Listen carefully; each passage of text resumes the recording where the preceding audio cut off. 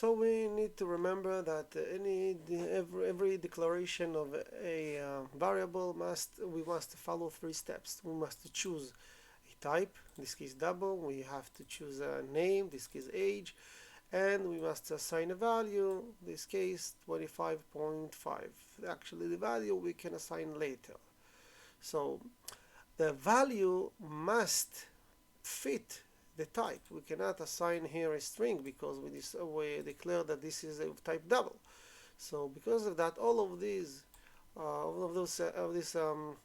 example are wrong.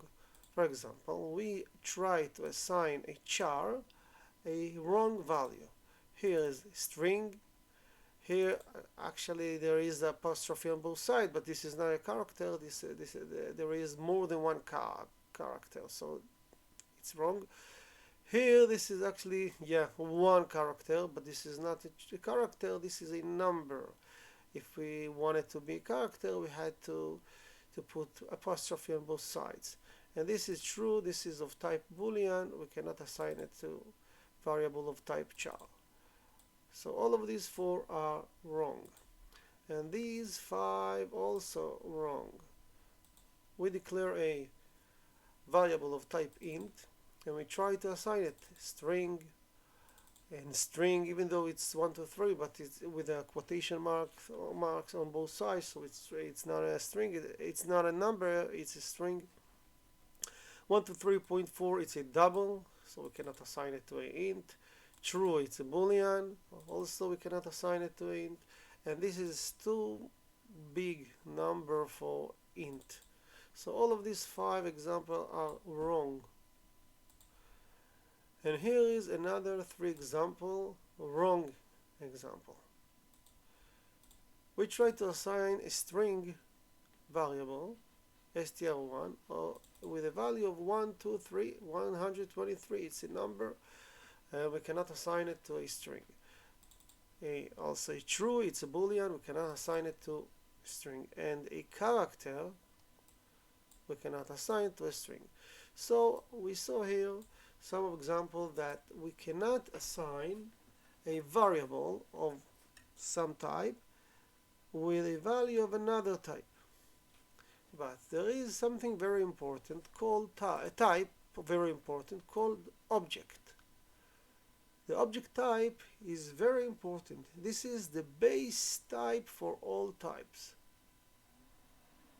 And because this is the base type for all types, the object variable can have any value.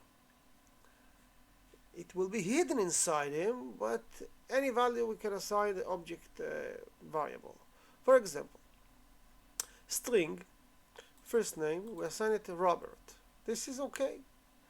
Now we can take the Robert and assign it to a variable of type object. We can write here Robert, or we can take the first name, put it inside first name. Now there is Robert, so we can assign the obj1 of type object with a string Robert first name. Inside obj1 is hidden a value of type string. We cannot use it as a string now because it's hidden inside. If we want to use this string that hidden inside a variable of type object, we have to cast it out. The way to cast it out is like so. We know there is a string inside, so we have to write here a string in order to cast it out. Now in this variable, first name 2, we will have the hidden value that inside obj1 because we cast it out with the name string.